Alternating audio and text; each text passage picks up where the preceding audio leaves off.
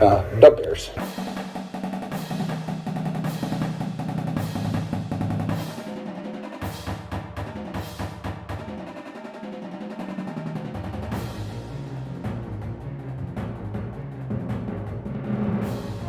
Welcome in, everyone, to Barely Educated, the podcast by Bears fans, for Bears fans, and we are currently not tortured Bears fans, which is fun. Chris, how are you? Man, I'm doing pretty good, Bears-wise at least. You realize the Bears currently are a winning team? I mean, I do. that's crazy. But especially after the 0-2 start, for them to rattle off three in a And row. how they were 0-2 with the dreadfully Yeah, bad defense and yeah. let's just call it what it is, a choke job at the season opener. Yep. So, yeah, well, I should have said this earlier. I'm Mark, as always, joined by Chris. Hello. We are here to do a belated post game of the Monday Night Football game against the Commanders. It is Wednesday morning. It's tough on those Mondays because my Tuesday is teaching day, Wednesday is more wide open. Mhm. So we're going to recap the Commanders in this episode, and the plan is to do a Saints preview Friday. Yep. If you've listened for a while, you know we try to do 2 episodes a week during the season, but this is a hobby, not a breadwinner, so sometimes it just doesn't happen. I was out of town last week. Shout out to cousin Nick, who I got to see last week at my sister's, and we had some fun talking Bears, and now it's even more fun currently than we're used to. I don't want to get out ahead of our skis, as they say here. Mhm. But 3 game winning streak, 2 of which were on the road. I believe they haven't won 2 in a row on the road in 5 years in a row. Oh wow. There was a stat about that. I could find it later. The Bears. Another win, 25-24, which is really funny. And that was the first thing I said in the group text. And I'll just read it for fun. 25-24 is my favorite score. I've always said that. I'm not the only one saying it. Everyone's saying it.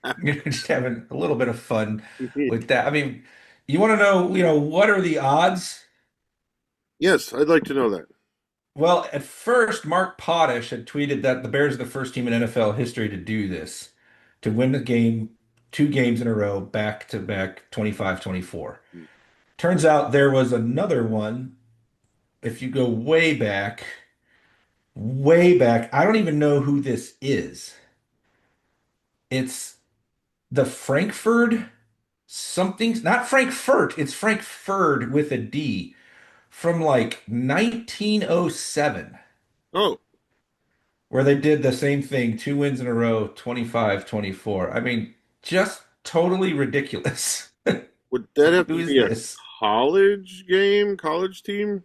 Or like before it was the NFL as we know it kind of thing. Okay. So the Bears are making history, my That's friend. right. That's right.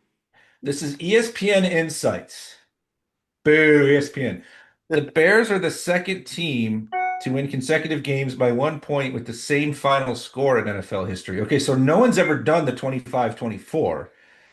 This is only the second time they've done it with the same score by 1 point in NFL history. The previous instance was 1926 Ah.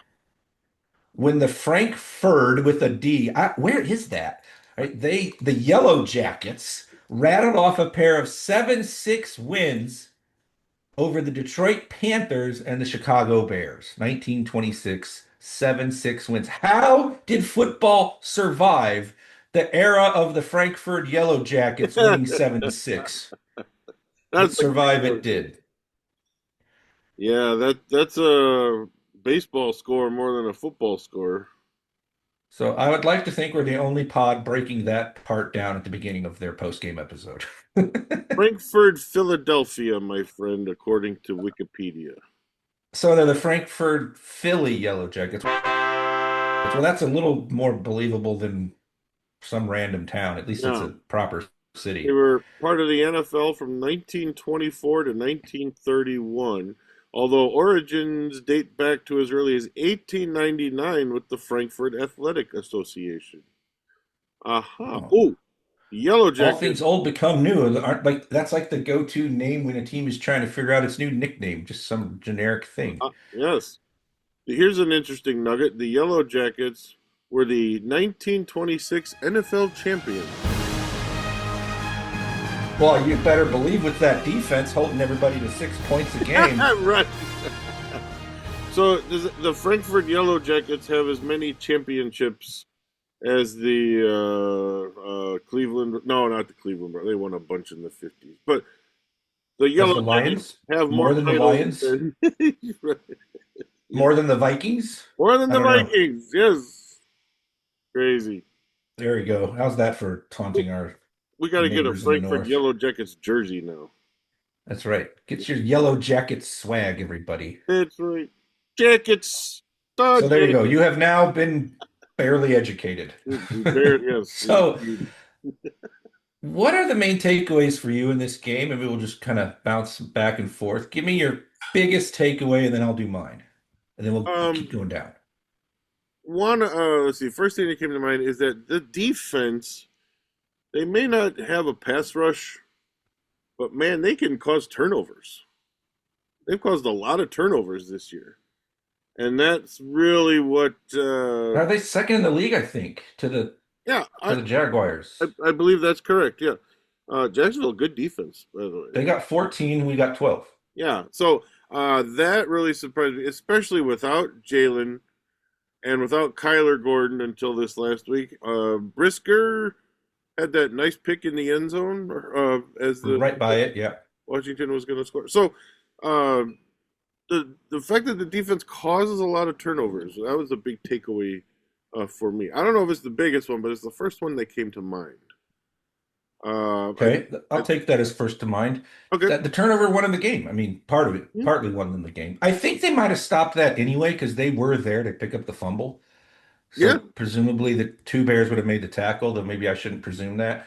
And then you got a long field goal try or a punt to try to pin him deep, and maybe it fails to pin him deep, and they don't or they miss the kick, and the Bears still have a chance.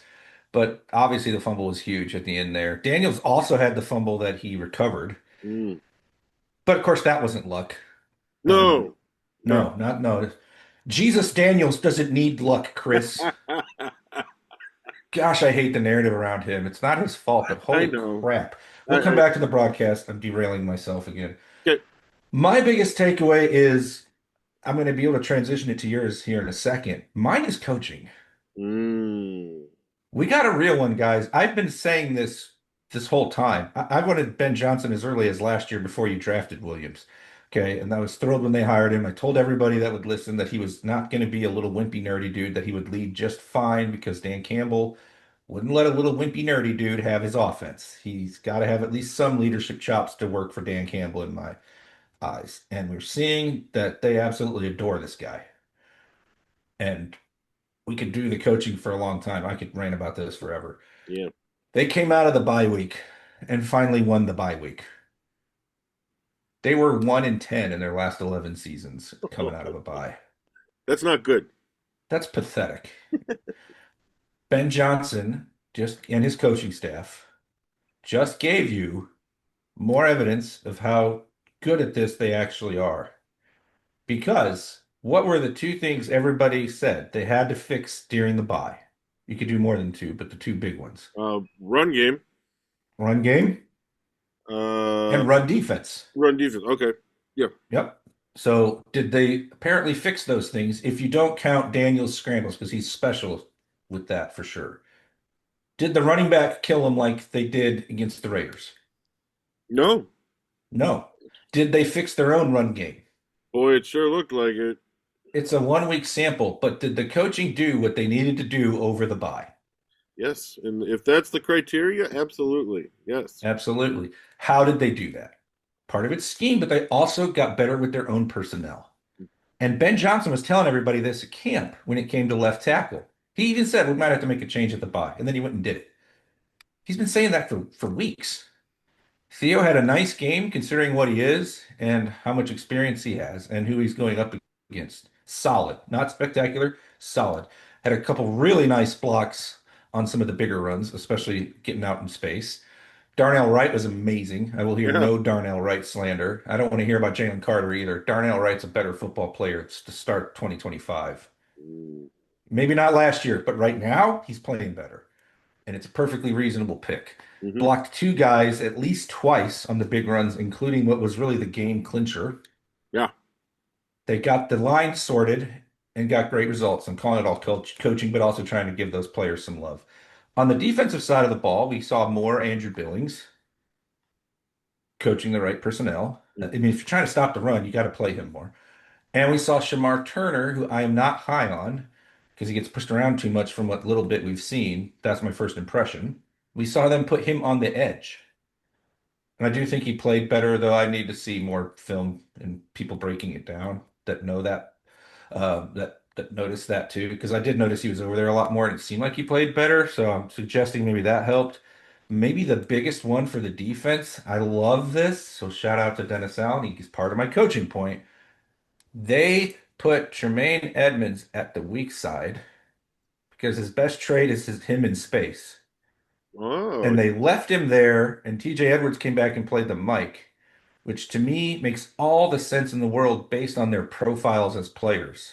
mhm. And so I'm going to call that good coaching. And we haven't even done like scheming guys open stuff. I'm just talking coming out of the bye week, the stuff we saw in the personnel use. Then there's the leadership stuff, the way they're buying in, the stuff Caleb said after the game about how much they love Ben Johnson and wake up and want to win for him. And it was like, Caleb's pretty guarded with the media. So it was cool to have him give you some good nuggets there. Mhm. All the good, better, best, all that stuff is Yeah. awesome. Who doesn't love that? I would run through a wall for him, and I have never met the man. I mean, this guy is a real one. He's a football psycho in all the best ways that all the good coaches are. The way he reacts to the win with just a cold smile, a quick fist, and back to business. I mean, I think he's doing a phenomenal job with the roster that's still pretty deeply flawed in some key spots. And they're 3-2. They could easily be 4-1. They got their tails kicked by the Lions, so we won't pretend otherwise Sure. there. Should have beat the Vikings. Should have beat the You can Vikings. do shoulda, woulda, coulda for everybody. I get it, but maybe they steal one against the Raiders to some extent because you should probably lose a game where there's a 200-yard disparity in the rushing game. Yeah, Probably. it's pretty significant. But they forced the turnovers and the QB was good. And then last night they didn't steal that game. Nope, they did not. They almost had it stolen, which gets me to my second takeaway. Okay. And I didn't really want to go there this quickly, but if you're just trying to like process the post-game reaction to that game, it was a hard game to enjoy watching because the refs were dreadful and so was the broadcast. Let's do the refs first. Okay. Now, I if I think could it, just throw out there, I was in a rehearsal, so I did not get to hear the broadcast, which I'm really bummed about because it sounds like I missed a humdinger. So, yeah, we'll get there. And normally I clown on you for being a little too worked up about this during some of the games, but this was bad. okay. I'm on Team Teichler here. It's my meatball Wow. moment.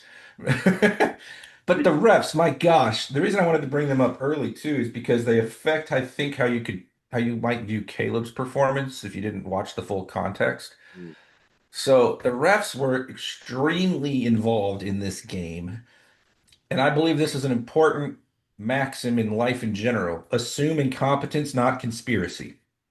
You have to have yes. a lot more evidence to think something is rigged.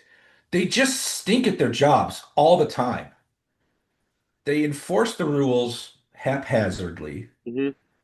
and they don't understand the sequence and the timing. It was funny, I was talking to cousin Nate How's it, Nate? about this before I actually listened to any of Hogan John's or any of the pods. And then Hogan made the exact same point and even used the same phrasing. I'd said to Nate that officiating is an art. You don't just do the letter of the law every snap, or you would always probably find something, Yeah, especially holding. Yeah. especially holding. So like I don't even know if Nation Wright really did get the guy's face mask. It almost looked more like their shoulders and face mask got tangled up. It was very weird, but it's nowhere near the play. Don't call it ticky-tack if it has no actual impact on anything. Yeah. Like that's a reasonable expectation that a ref can use discretion to understand that concept. Theo Benedict lining up illegally and taking off a third down touchdown was absurd. Number one, he was if he was lined up illegally, it was barely, and we see it all the time. Hmm. Number two, you don't call it in that moment. That is the ref saying this game's about me, not the great athletes that we all came to watch at the stadium or watch in our TVs. Like it's BS when the refs get you a 20 penalty type of game. Yeah, We should always be irritated with that. yeah. Especially when, in the case of that, we've seen far more egregious distance from a tackle off the line than And then the Commander's next touchdown was like a 20-yard pass. Tackle was lined up exactly where Benedict was, no yeah. call. Yeah. Not because it's a conspiracy, but because they're incompetent and they're bad at their jobs and they don't do anything with any consistency. Even if they warned Theo or the Bears, then fine. Enforce it as a way to back up the push to clean this up on a first down play midfield. I don't know, not where they did it when it's that ticky-tack. Hmm. And that's probably the worst one. But I also really hated the offensive pass interference on Loveland. It's not really much of a push-off. It's a defender dropping back into zone, and I find it a little bit alarming that the refs don't know the game well enough to recognize that. And the guy that calls it is like 25 yards downfield. Yeah. This is processual stuff that the league needs to clean up. There's way too many games where everyone's like, holy crap, these refs. They gotta do something to make their lives easier. Why do we not use the Skycam to help with some of this with as quickly as the booth can help? It'll take too long. It doesn't take any time at all. Get this stuff right. Stop screwing up the games. Would full-time refs make a difference, you think? Some, and we did have Brad Biggs warning everyone that this crew stunk and was flag happy before the game. Okay. Man, that turned out dead on accurate. So shout out to one of the mini Bears beat reporters who have blocked Chris Teichler. Yes, But that's right. that Thank was a you. good nugget and Thank you. unfortunately all too accurate.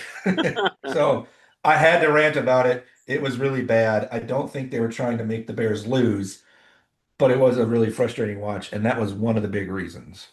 Your next takeaway. I think the running game is what I would,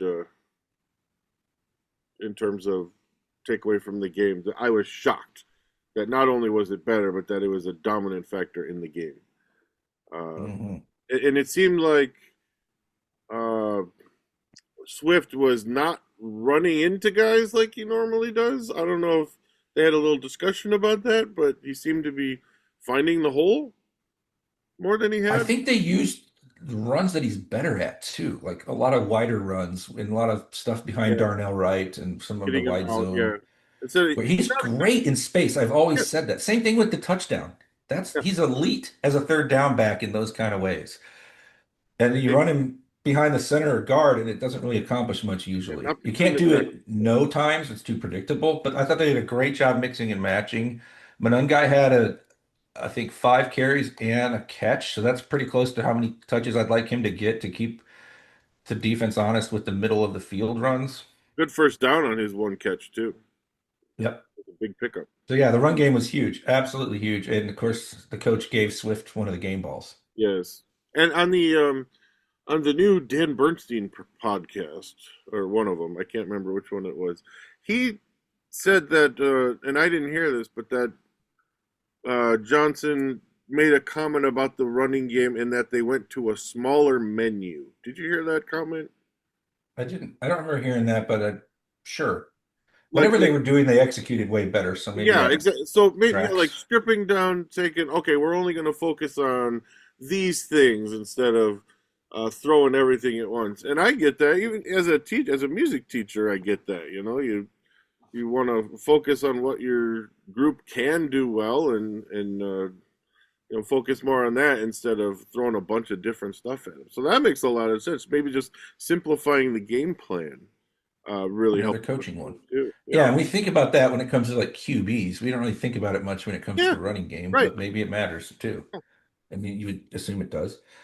The next takeaway for me Yeah, is the well, I want to say missed opportunities, but I don't want to just leave it at that. I want to say missed opportunities, but they still battled back and won.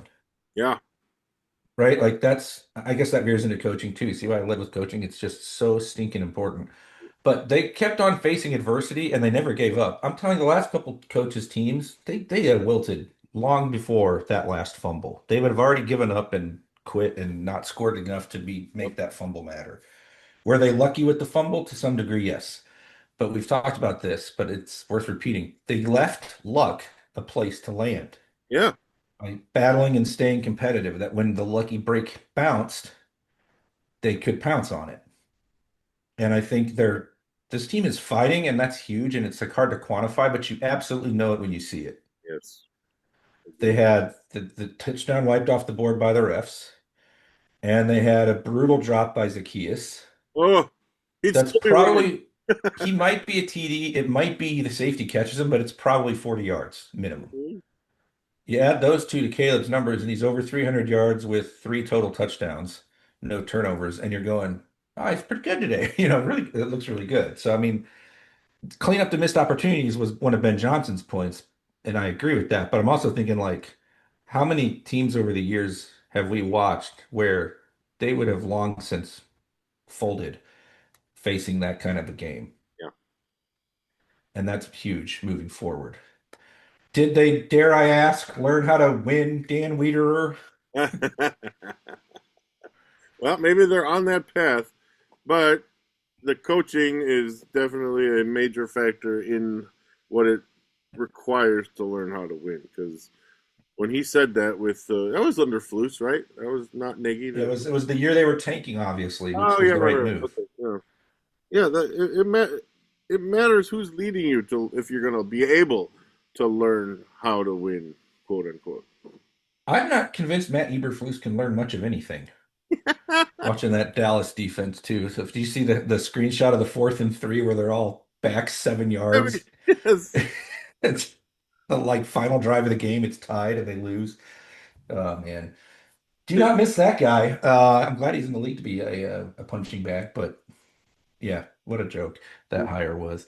And we are in much better Oh, hands now. I oh. actually think the Bears are maybe even a little ahead of schedule. Hmm. Another thing we talked a lot about, like, let's not get too worked up over the record this year. Right. So I thought there was going to be a lot of growing pains, and there still have been, but they're still winning. That's what's crazy. Mm-hmm. Ben Johnson's crushing it at the end of the game now, too. They managed that thing perfect. We're going to run it, run it, run it, run it, and kick a field goal. You're not going to have any time left. Yeah, See you later. that was great to see. Just picking up consecutive first downs with the run game, forcing Washington to have to use their timeouts. Oh, that was beautiful. That's what good teams do. We see. Why are the Chiefs so good in these Yes, close games over the years? right, right. Coaching in the QB. So the And I want to get to Caleb more in a yeah, minute. yep, And I don't think we necessarily have to keep trying to main takeaways at this point. Shout out to Moody. Basically picked up off the street a couple weeks ago. Goes 4 for 5.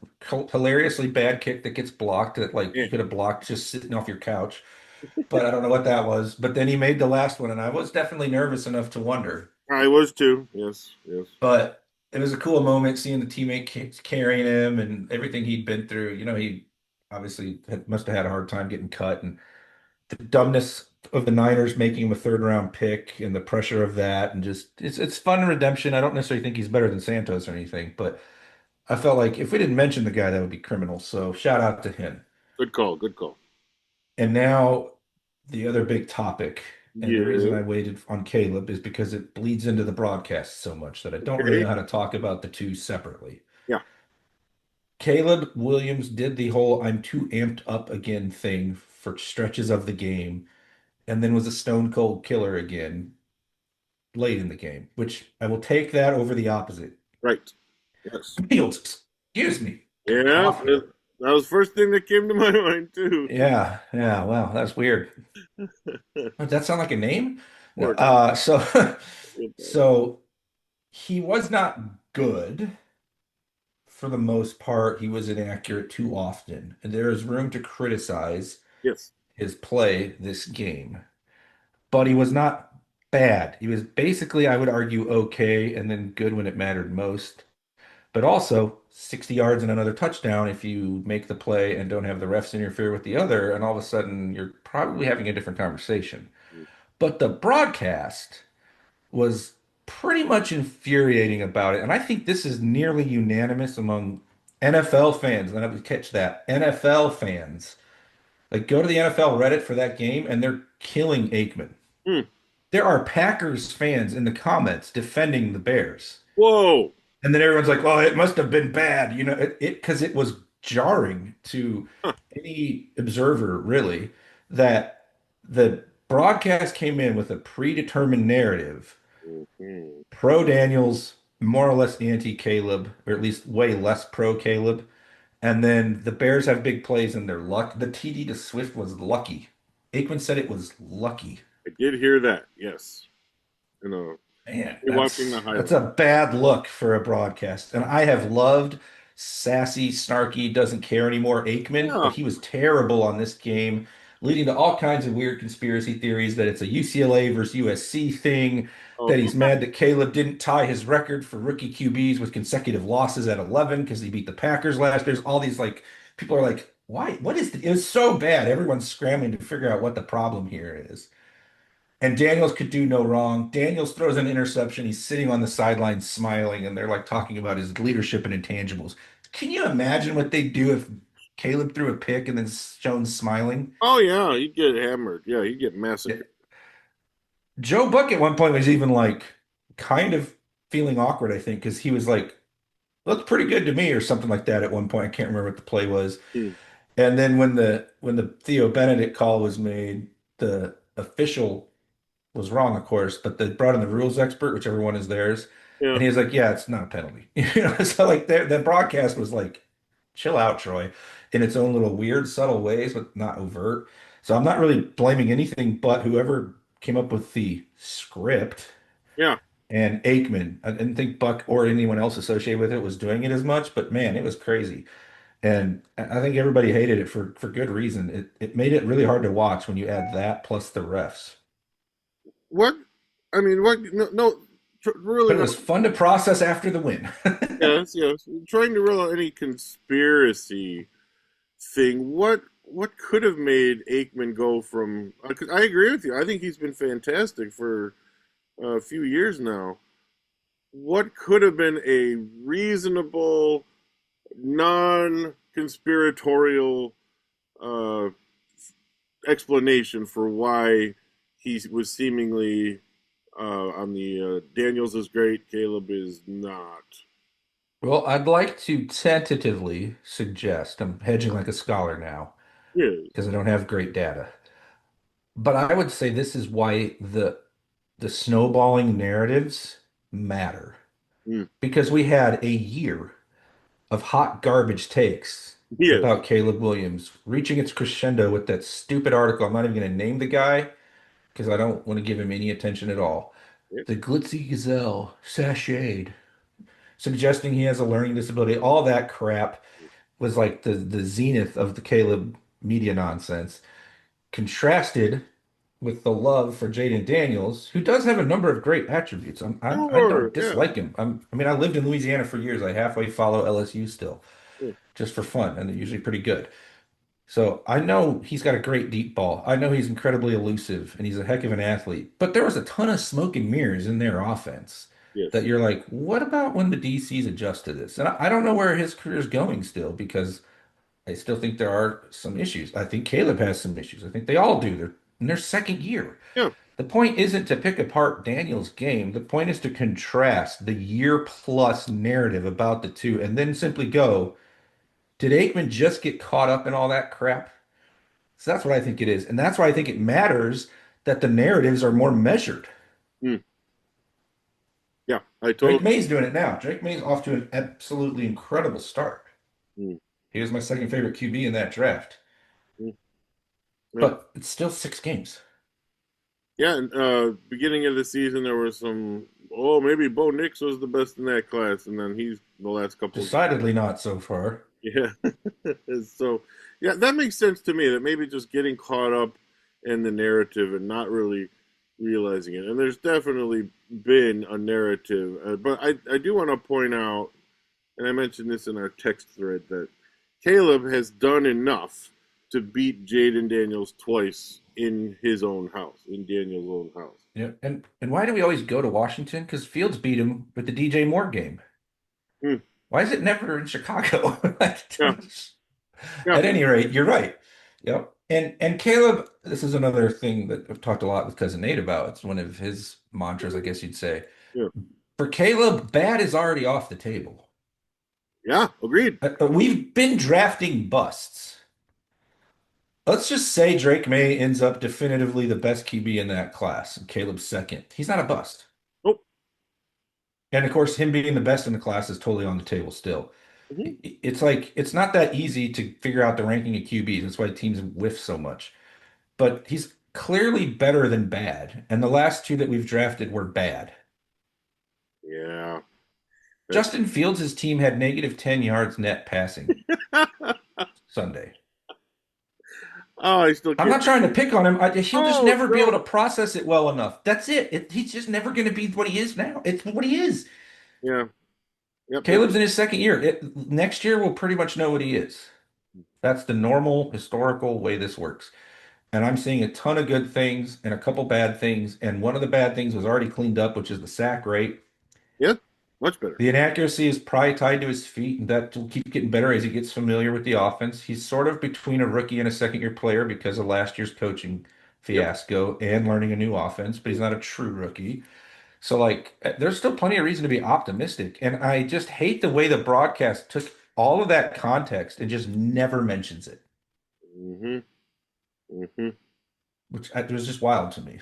Also, to be fair, Commanders are missing their best weapon. So naturally, your QB is not going to look quite as good, missing Okay. his best receiver. Okay. That's fine. Fine. Fine. But the Bears are also missing their best defender. So Yeah, true. that balances But out. I'm just trying to focus on like why the QB thing was so weird in that game. Okay. But Okay. Yeah. yeah, and then you again add the officiating, and you're just like, it's not very much fun watching it. And I'm watching it with my oldest daughter. My youngest one fell asleep in my lap watching. She tried. She had a Oh, Bears hat on. Oh no. Made it to like dude. 8:30.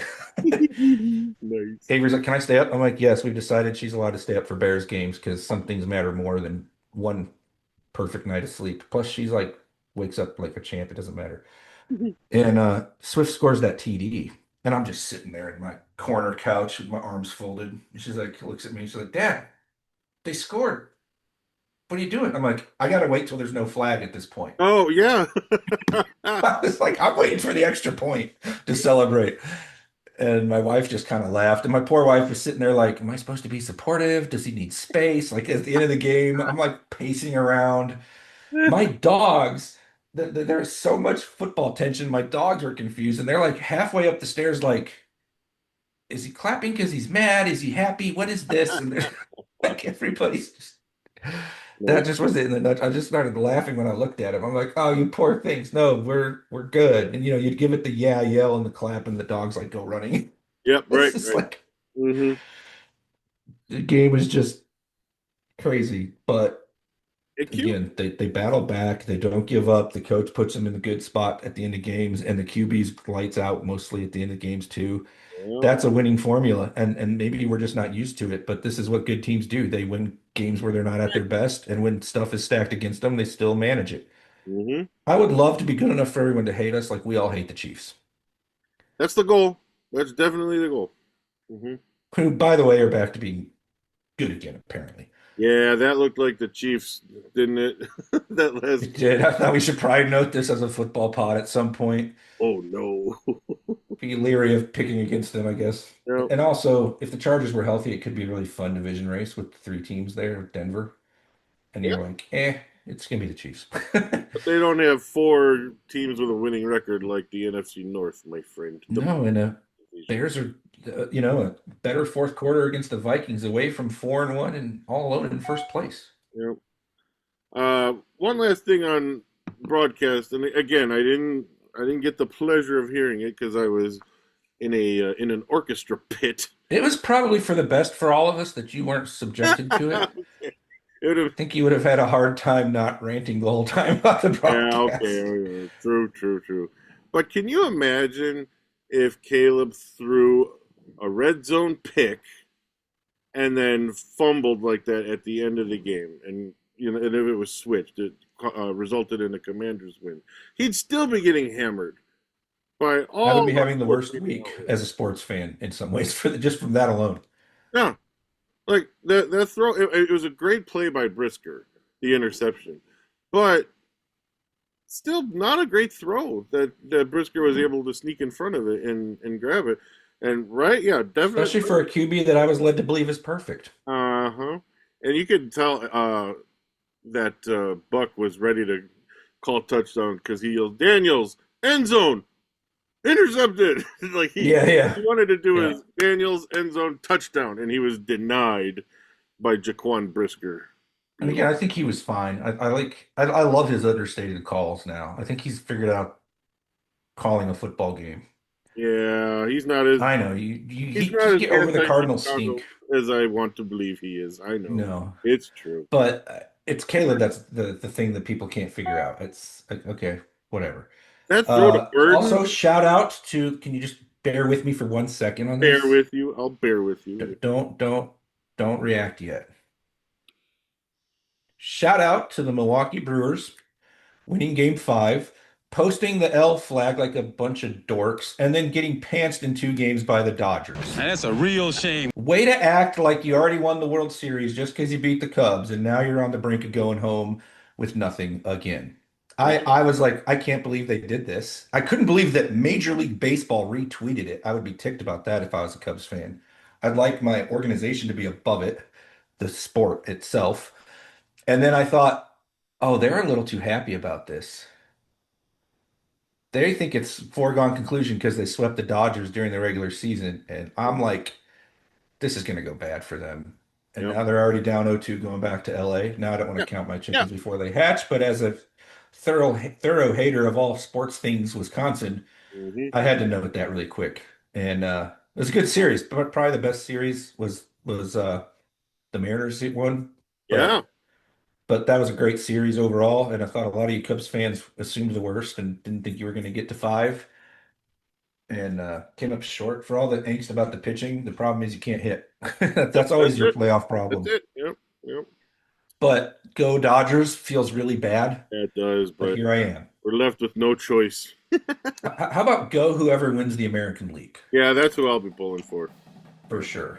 So, So just a quick baseball playoff notes. I wish we had more to do with it. If you guys were still alive, we could do more with it, but just noting it. all right, I'm going to wrap this up. Zoom's about to kick us off. So thanks for listening. We'll check in with you again Friday to preview the Saints game. But hey, let's be happy with this win and the fact that the Bears look to be headed in the right direction. We'll talk to you next time. Until then, bear down. Caleb Williams. The Bears. That's a Hall of Famer. His name is Troy Aikman. That insolent blackguard. Do you watch football? The Bears. I love the Bears.